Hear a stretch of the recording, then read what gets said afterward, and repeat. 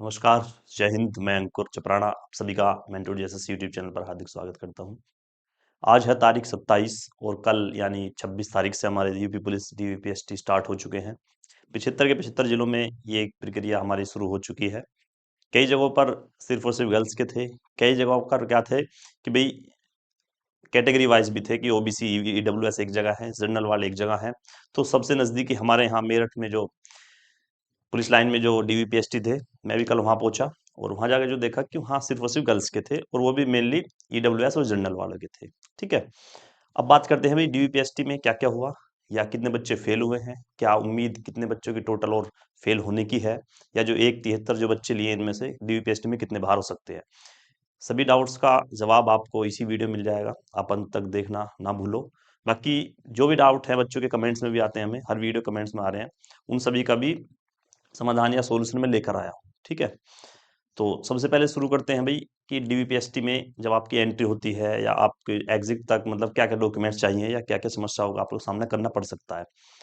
तो सबसे पहली बात ये दिमाग से निकाल दो, मैं बार बार बोलता आया हूँ कि भाई जो बच्चे के डॉक्यूमेंट्स बिल्कुल ओरिजिनल हैं या जेन्युइन हैं, या मतलब वही बच्चा है जिसका डीवीपीएसटी है और उसी के वो डॉक्यूमेंट्स हैं, चाहे उसमें किसी भी तरह की कोई मिस्टेक हो, तो उसे घबराने की जरूरत नहीं है। ठीक है। जैसे नाम में मिस्टेक होती है किसी के में, किसी क्या है कि भाई मार्कशीट खो गई है, उसके बाद दोबारा जो मार्कशीट बनाई उसमें फोटो नहीं है या प्रिंसिपल के साइन नहीं है, ये बहुत माइनर प्रॉब्लम है।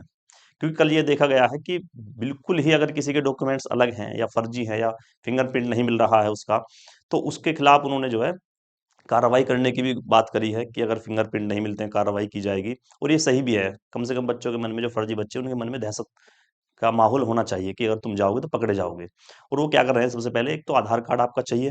अब इसमें भाई डेट ऑफ बर्थ गलत है या आपकी फोटो पुरानी है, ये चीजें बाद में है, लेकिन एंट्री के टाइम आपको आधार कार्ड मतलब आधार कार्ड चेक करते हैं। आधार कार्ड हो और एक ये डीवीपीएसटी का जो एडमिट कार्ड था ये हो, ये मिलान करने के बाद आपको एंट्री मिल जाएगी। अब अलग अलग केंद्र पर अलग अलग मतलब टीम होती हैं, तो अलग अलग ही उनका व्यवहार होता है, अलग अलग ही उनके फेल या पास करने की परसेंटेज होता है। कभी कभी क्या होता है कि किसी डेस्क पर इतनी हेल्पफुल होती है कि बच्चों के ही हित की बात करते हैं। कभी कभी डेस्क ऐसी होती है कि बच्चा अगर ओरिजिनल भी डॉक्यूमेंट लेके जा रहा है उसमें भी कमी निकालते हैं, खुद से निकालते हैं। तो भाई अगर हम अपने यहाँ की बात बताएं, तो यहाँ क्या था कि भाई जैसे आप एंट्री करोगे, उसके बावजूद क्या है कि एंट्री के बाद आपके वो देखेंगे, जो एंट्री के टाइम पे आधार कार्ड और एडमिट कार्ड की फोटो। उसके बाद आपको डेस्क लगी होती हैं, और यहाँ लगभग 150 बच्चों का डॉक्यूमेंट वेरिफिकेशन था, और 150-200 तक जनरली ही हमारे यहाँ डॉक्यूमेंट वेरिफिकेशन चलते थे। मतलब कल के दिन जो हुए हैं वो मिनिमम 150 और मैक्सिमम 250 की जो जनसंख्या थी, इसके बीच में डीवीपीएसटी संपन्न हुए हैं। तो उसमें क्या था भाई, जैसे हमने एंट्री ली, ठीक है, उसके बाद डेस्क पर वो या तो कई जगह पर सेंटर पर तो फाइल थी, उस फाइल में आपका नाम वगैरह, और आपको उस फाइल को दे दिया जाता था, उसमें आपके डॉक्यूमेंट्स की फोटोकॉपी थी जो आपने एप्लीकेशन फॉर्म में भरती टाइम डाली थी। फिर कई जगह क्या थी कि आपने जो फोटोकॉपी लेके गए वो आपको लगानी होती है। उसके हिसाब से एप्लीकेशन फॉर्म के हिसाब से वो मिलान करते हैं। मिलान के बावजूद अगर किसी को शक होता है तो इनके एक हेल्प डेस्क भी होती है अलग, कि अगर आपके कोई नाम में मिस्टेक है या मार्कशीट में किसी तरह की मिस्टेक है या कोई इशू है, तो आप वहाँ जाके उन्हें अपनी प्रॉब्लम बताइए। अगर उसका समाधान है और अगर उसमें आपको कोई हेर-फेर नहीं कर रहे हो, तो आपको वो सोल्व करके दे दें कि हाँ, ये बच्चा ठीक है और हमने इसका चेक कर लिया है। सिर्फ़ ये सिली मिस्टेक है, आपसे एक फॉर्म भरवाएँगे, साइन कराएँगे कि हाँ, मेरी मेरी ये डॉक्यूमेंट्स में ये मिस्टेक थी, इसके बाद मैं इसका सब ज़िम्मेदार हूँ और मेरे ये ओरिजिनल डॉक्यूमेंट्स हैं। ऐसे घबराने की ज़रूरत नहीं है कि भैया मैं ही वो लड़का हूँ और मेरे नाम में सिर्फ़ 1-2 लेटर का फ़र्क है, मेरे पापा के नाम में या मेरे डेट ऑफ बर्थ में थोड़ा-सा फ़र्क आ रहा है, तो मैं क्या करूँ? भई सबसे पहली बात तो आप एफ़िडेविट ले जाइए, ठीक है? बैकअप के लिए आपको चाहिए। एफ़िडेविट आप ले जाइए, एफ़िडेविट ले जाने के बाद आपको वहाँ एफ़िडेविट की कोई ख़ास ज़रूरत पड़ भी नहीं रही है। अगर आपके नाम में कोई मिस्टेक है तो वो है, तो उसके लिए आपसे वो अलग से फ़ॉर्म भरवा रहे हैं, ठीक है? उससे ये नहीं है कि भई एफ़िडेविट से ही काम चल रहा है या एफ़िडेविट के बिना काम नहीं चल रहा है। उनके पास भी फ़ॉर्म है, वो फ़ॉर्म भरवाएँगे, आपके साइन करा लेंगे। फिर दूसरी बात करते हैं कि किस-किस तरह की समस्याओं से बच्चे बाहर हुए हैं। भई सबसे पहली बात समस्याओं की अगर बात करूँ, तो जनरल के बच्चे के लिए तो डॉक्यूमेंट्स या अदर स्टेट के लिए जो डॉक्यूमेंट्स कुछ चाहिए ही नहीं मेन, उनकी तो वही 10वीं 12वीं की मार्कशीट और आधार कार्ड और जो एडमिट कार्ड और उनका एप्लीकेशन फॉर्म, ये 5 चीज़, ये 5 जो डॉक्यूमेंट्स चाहिए। 2 फोटो चाहिए, उस टाइम पे जो डॉक्यूमेंट वेरिफिकेशन होगा, बाद में भी आपको फोटो चाहिए, लेकिन उस टाइम 2 फोटो चाहिए।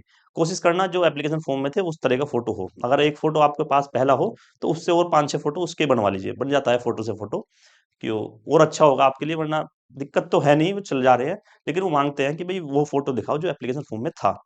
तो अगर आपके पास है तो ठीक है, उसकी और फ़ोटोकॉपी करा लो, अगर नहीं है तो मतलब दूसरा बनवा सकते हो आप। ऐसी नहीं है कि आपको फोटो के लिए रिजेक्ट किया जाएगा, ना फोटो के लिए रिजेक्ट होगा सबसे पहली बात, ना ही आपको आधार कार्ड के लिए कि भाई अपडेट नहीं है, फोटो पुराना है या वो है, ऐसे भी आपको रिजेक्ट नहीं किया जा रहा है। लगभग लगभग अगर 150 बच्चे जा रहे हैं तो उसमें से 15 या 25 बच्चे करीब वो मतलब डिस्क्वालीफाई हो रहे हैं, वो भी डॉक्यूमेंट्स में नहीं हो रहे हैं, या तो एब्सेंट हैं प्लस या हाइट चेस्ट या वेट वाले जो मसला होता है उसमें है। लेकिन डॉक्यूमेंट्स में सबसे ही कम बच्चे निकाले जा रहे हैं। ये अच्छी खबर भी है और उन बच्चों के लिए बुरी भी है जो बिल्कुल बॉर्डर पर है। ठीक है। बाकी जो बच्चे एब्सेंट हैं उसका मतलब ये नहीं कि वो डॉक्यूमेंट वेरिफिकेशन करने नहीं आएंगे, उनका मतलब है कि इन्होंने एक लिंक भी जारी किया था कि अगर किसी बच्चों को कोई आपत्ति है, मतलब इस दिन कुछ उन्हें कोई दिक्कत है, प्रॉब्लम है, मतलब हेल्थ को इश्यू लेकर है, कोई एग्जाम वगैरह है, तो वो वहाँ जाके फॉर्म वगैरह मतलब लिंक है उस पर आप अपनी समस्या बताइए, उसका रिशेड्यूल कर दिया जाएगा। तो ऐसा भी हो सकता है कुछ बच्चे जैसे 10 एब्सेंट थे तो उसमें से 3-4 ने अपना चेंज करा ली हो डेट, ऐसा भी हो सकता है। वो गर्ल्स के लिए ज़्यादा होता है, ठीक है? फिर बात करते हैं भई हम आधार कार्ड की। आधार कार्ड अगर अपडेट नहीं है, कोई दिक्कत नहीं है, लेकिन होना चाहिए आपका ही, पहली बात। दूसरी बात 10वीं 12वीं की मार्कशीट में अगर नाम में थोड़ी बहुत मिस्टेक है, आगे-पीछे है या गैप में है, या लड़के के लिए कुमारी लगा हुआ है, तो भी कोई दिक्कत नहीं है, एफिडेविट की ज़रूरत नहीं है उन्हें भी, लड़कियों को भी, केएम के लिए, कुमारी के लिए। बाकी अगर बनवा रही है तो कोई बढ़िया मतलब कोई बुरी बात नहीं है, अच्छी बात है बनवा लिया आपने। फिर दूसरी बात करते हैं कि भई ये तो 10वीं 12वीं की मार्कशीट हो गई, किसी की मार्कशीट अगर पहले खो गई है, दोबारा उसने निकलवाई है, या उसकी फ़ोटोकॉपी है, या उसपे प्रिंसिपल के साइन नहीं है, या उसका फ़ोटो कटा हुआ है, या वो भीग गई है, किसी भी तरह की ऐसी प्रॉब्लम है, तो भी कोई दिक्कत नहीं, वो नहीं कर रहे हैं। सिर्फ़ और सिर्फ़ अगर ज़्यादा ही उन्हें दिक्कत लगती है तो फ़ॉर्म भरवा लेंगे, आप उसका काम आपका हो जाएगा। लेकिन आप किसी की मार्कशीट ले जा रहे हो अलग से, या आप कोई फर्जी हो, तो आपके लिए बहुत ज़्यादा समस्या होने वाली है। एक पेपर पर आपके मतलब 10 की 10 फिंगरप्रिंट लेते हैं वो आपके लिए अच्छा है कि भई एक एक से मतलब नहीं मैच हो रहा है तो दूसरी से होता है, तीसरी से होता है, तो 10 के 10 आपके फिंगरप्रिंट वो ले रहे हैं। तो ये बात आधार कार्ड और मार्कशीट की हो गई। अब बात करते हैं हम सर्टिफिकेट्स की। भाई सर्टिफिकेट की अगर बात बताऊँ तो ओबीसी, ईडब्ल्यूएस मेनली इनमें बच्चा सबसे ज़्यादा डिस्क्वालीफाई होगा। वो क्यों होगा? क्योंकि ओबीसी का जो मसला है वो है कि भाई डेट का, जिस भी जाति के नीचे उन्होंने डेट मेंशन की थी उससे आगे का या पीछे का नहीं चलेगा। ठीक है? चाहे आप एफिडेविट बनवा लो, कुछ भी बनवा लो, वो मान्य नहीं है। इससे तो आप वहाँ ना ही जाओ तो बेटर है। तो अगर 1 अप्रैल 2023 के उन्होंने बोला था, 1 अप्रैल 2023 के बाद का होना चाहिए, और जो फॉर्म की लास्ट डेट थी उससे पहले का होना चाहिए, मतलब उसके बीच में का आपको ओबीसी सर्टिफिकेट चाहिए। तो अगर उसके बीच का है तो बहुत अच्छी बात है भाई, लेकिन अगर नहीं है तो इसका कोई दूसरा ऑप्शन नहीं है, आपको वो डिस्क्वालीफाई करेंगे ही करेंगे। अब इसमें डेट जो मेंशन थी वो हमारी एक तो ओबीसी सर्टिफिकेट में थी और शायद ईडब्ल्यूएस में भी थी। तो उसमें क्या होता है एससी एसटी में कि उसमें कोई डेट मेंशन नहीं थी, अगर इस डेट से मतलब आपका पुराना भी होगा तो भी चल जाएगा, लेकिन ओबीसी और ईडब्ल्यूएस का नहीं चलेगा। फिर ईडब्ल्यूएस घोषणा पत्र की बात आती है, तो वहां पे भी वो दे रहे हैं, अगर आप पहले बनवाना चाहें तो पहले बनवा लीजिए, साइन वगैरह करा लीजिए। फिर बात करते हैं कि भैया मेरे डॉक्यूमेंट्स जो ओबी सर्टिफिकेट है वो वहाँ से इशू था, मैंने फॉर्म में यहाँ से भर दिया, उसमें तहसीलदार का नहीं, मैंने यहाँ का एसडीएम डीएम इनका, मतलब किसी भी तरह की कोई ऐसी मिस्टेक है, या आप बोल लीजिए कि मेरा तो इशू डेट जो ही 10 तारीख, और मैंने एप्लीकेशन फॉर्म में 12 तारीख लिख दिया, तो भी कोई मेन दिक्कत नहीं है। अगर आपके पास ओरिजिनल वो डॉक्यूमेंट्स हैं जो आपने एप्लीकेशन फॉर्म में लगाए हैं, तो अगर भर्ती बार उनमें कोई दिक्कत आ गई है, तो कोई समस्या नहीं होगी आपको। डेट में मतलब आगे पीछे कर दिया है, लेकिन डॉक्यूमेंट्स वही है ओरिजिनल जो आपने अपडेट करा है, तो भी कोई समस्या नहीं होगी। ठीक है। फिर ओबीसी और ईडब्ल्यूएस की बात हो गई। फिर बात आती है सर ये हमारे पास केंद्र के हैं और उसमें तो हमारे राज्य के मांग रहे हैं। तो भाई मान्य मान्य क्या होता है कि भाई जो ऑल ओवर इंडिया होता है उसको हम सेंट्रली बोलते हैं, लेकिन कभी कभी ऐसा लिखा होता है एप्लीकेशन इसमें नोटिफिकेशन में कि यहाँ पे सिर्फ और सिर्फ राज्य का ही जाति प्रमाण पत्र चाहिए, केंद्र वाला नहीं चाहिए। अगर ऐसा लिखा हुआ है तो भाई वो नहीं चलेगा। ठीक है। अगर ऐसा नहीं लिखा है तो केंद्र वाला मान्य होगा। ठीक है। केंद्र वाले पे लिखा होता है एप्लीकेबल फॉर, मतलब ऑल इंडिया। ऑल इंडिया मतलब है कि आपको राज्य की भर्ती हो या केंद्र की भर्ती हो, उसके लिए सबके लिए एलिजिबल आप हो। लेकिन कभी कभी लिखा होता है यह सिर्फ और सिर्फ केंद्र सरकार के लिए ही, या केंद्र सरकार कर्मचारी बनने के लिए ही ये एप्लीकेबल है या मान्य है, तो वो राज्य में नहीं चलेगा। या अगर यू पुलिस के नोटिफिकेशन में ऐसा लिखा हो कि सर कि भी जो हमारा जाति प्रमाण पत्र है वो राज्य स्तर का ही चाहिए, तो भाई उसमें राज्य का ही चाहिए। किसी ने केंद्र का लगा दिया तो गलत है। फिर आप बोलो कि भैया मैंने लगा तो केंद्र का दिया लेकिन मेरे पास है तो राज्य का भी है, मतलब, तो भाई वो भी आपको रिजेक्ट कर देंगे। अगर आपने राज्य का है आपके पास डेट के अनुसार ही और वो लगा दिया है, लेकिन उसमें डेट वगैरह आपने गलत भर दिया थोड़ी बहुत, तो चल जाएगा। लेकिन ऐसा नहीं कि आपने केंद्र का लगा दिया हो और राज्य का आपके पास मतलब ऑलरेडी हो, लेकिन वो लगाया ना हो एप्लीकेशन फॉर्म में, तो नहीं चलेगा भैया। ठीक है। ये बात हो गई हमारी ओबीसी सर्टिफिकेट की। फिर बात करते हैं मूल निवास की। देखिए, मूल निवास आपका पुराना हो, कितना भी हो, कितना तो ऐसा नहीं है सन 90 का हो, लेकिन इतना हो कि हाँ भाई आपका फोटो वगैरह है, उस पर सारी चीजें हैं, तो आपने किसी न किसी भर्ती में वो लगा रखा होगा। तो उसकी क्योंकि डेट मेंशन नहीं थी, तो जिस भी डॉक्यूमेंट्स की डेट मेंशन नहीं थी उसका मतलब वो पुराना चल जाएगा, और जिसकी डेट मेंशन थी तो अकॉर्डिंग टू डेट वो होना चाहिए, वरना आप बाहर हो जाओगे। बाहर का मतलब है कि आप जनरल में काउंट हो जाओगे। तो मूल निवास की क्या जरूरत है भाई? ईडब्ल्यूएस या जो भी कोटे जिस जाति को चाहिए उसके लिए मूल निवास की आवश्यकता होगी, उसका भी कोटा होता है। अगर नहीं है तो फिर वही बात है, फिर जनरल में काउंट हो जाओगे, आप रिजेक्ट तो नहीं होगे। और अगर जनरल में काउंट हो गए तो भाई जनरल की मेरिट आपको क्वालिफाई करनी होगी, जनरल की एज में आपको आना पड़ेगा, ये सारी चीजें आपको देख के चलनी होगी। फिर बात करते हैं हम कि डॉक्यूमेंट्स सबसे पहले क्या क्या होगा आपके पास। एक तो भाई 10th की मार्कशीट, एक होगी आपके पास 12th मार्कशीट। ठीक है, ये मार्कशीट में अगर नाम वगैरह में कोई मिस्टेक है तो कोई दिक्कत नहीं है, आप चल जाएगा, एक एफिडेविट बनवा के ले जाइए। ठीक है। फिर दूसरा, अगर आप ओबीसी से हैं या ईडब्ल्यूएस से हैं या एससी से हो या एसटी से हो या एक्स सर्विसमैन भी हो, ठीक है, इनके लिए आपको सर्टिफिकेट चाहिए, सर्टिफिकेट चाहिएगा इनका।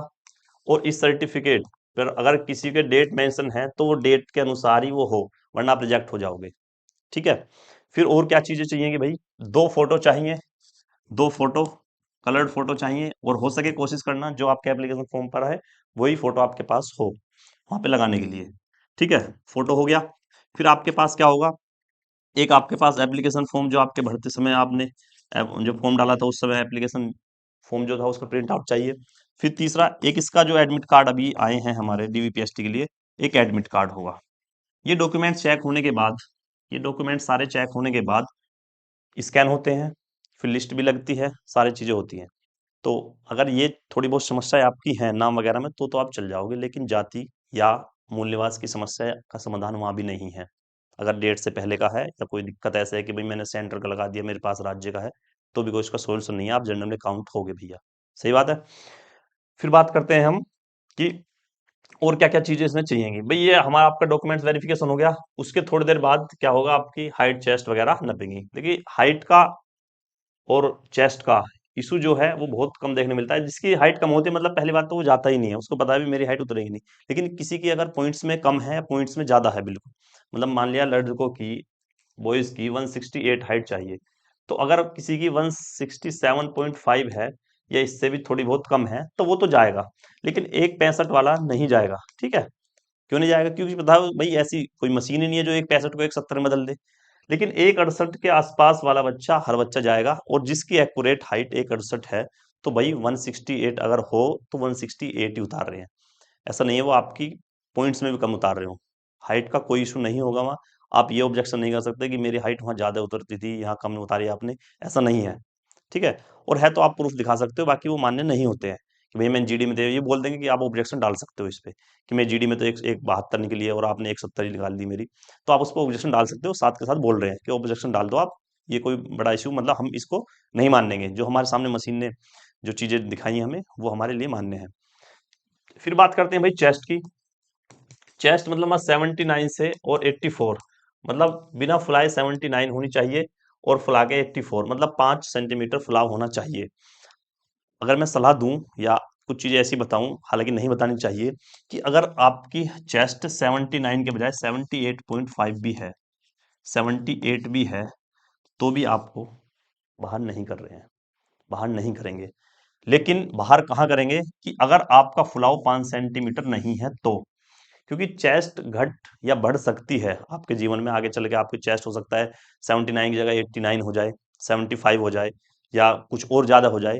लेकिन जो फुलाव वाली चीज है भाई, अगर आपके फुलाव नहीं आता है ना, तो पूरे जीवन आपकी चेस्ट में फुलाव नहीं आएगा, तो आपको मतलब वो डिस्क्वालीफाई करेंगे, आप क्वालिफाई करने नहीं देंगे किसी भी कीमत पर। अगर फुलाव की आपको समस्या नहीं है, 5 सेंटीमीटर आप मिनिमम फुलाव कर सकते हो, या 6 सेंटीमीटर या ज्यादा भी कोई दिक्कत नहीं है, लेकिन 5 तो मिनिमम चाहिए चाहिए। तो आपकी चेस्ट अगर 79 वहाँ रिक्वायर्ड है और 79 से थोड़ी बहुत कम भी है ना, तो भी आप वो वहां पे आपको क्वालिफाई कर रहे हैं। ऐसी हाइट का है। देखिए, हाइट और चेस्ट में फुलाव ये ऐसी चीजें हैं जो बाद में ये बढ़ नहीं सकती।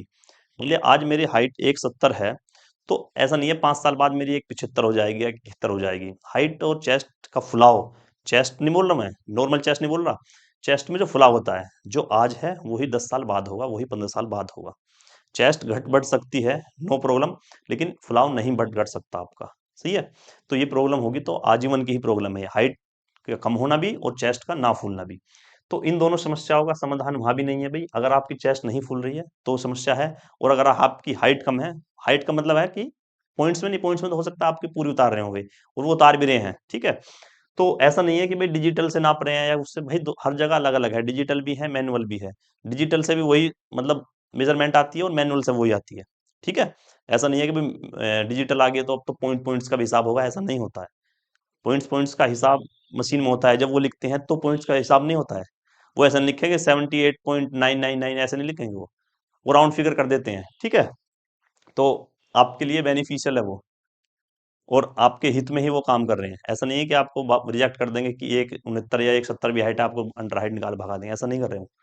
तभी इतने कम बच्चे वहां डिस्क्वालीफाई हो रहे हैं, क्योंकि वो बच्चों के साथ अच्छा व्यवहार कर रहे हैं। और दूसरी बात, सबसे बड़ी बात समस्या ये है कि जिसमें वो मतलब एडजस्ट हो सकता है, उस चीज को एडजस्ट करने को तैयार हैं। आपको अगर आप मतलब एक ओरिजिनली सब चीजें आपकी ओरिजिनल हैं और सब चीजें आपकी जेन्युइन है, तो आपके मतलब आपके साथ वो अच्छा बर्ताव करेंगे और आपके साथ बिहेव भी बढ़िया करते हैं।